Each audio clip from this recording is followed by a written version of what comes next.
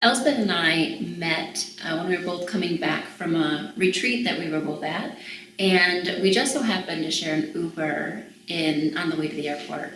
And during that short little ride, she shared like a little 10-minute story about her experience and what brought her into being a Tantra intimacy instructor and leader.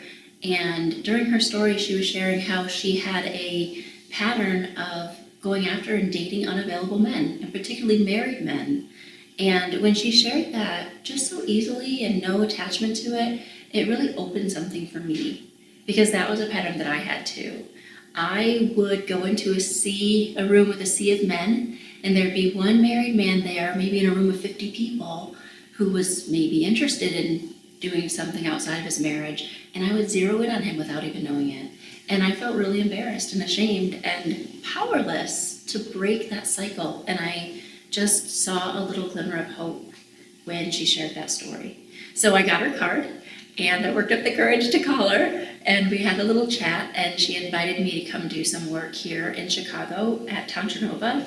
And I came for a weekend, and we did a personal retreat, and it was life-changing for me. I have not yet dated nor ever intend to date a married man since then. And the coolest piece about it for me was that the bond was broken. You know, what was holding me back, we found that thing that was connecting love and unavailability in my life, and we broke the bonds. And I was able to choose a new path more in alignment with what I wanted.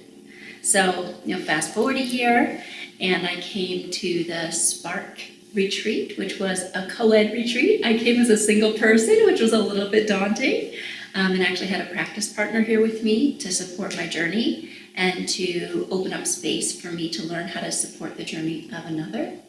And it was a really beautiful experience, and I felt that some of the communication things, I was worried and fearful about attracting someone into my life, attracting the right person into my life, really just shifted.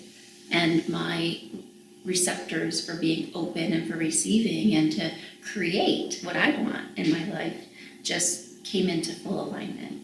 So it's been a really beautiful journey, and I'm so excited for what lies ahead.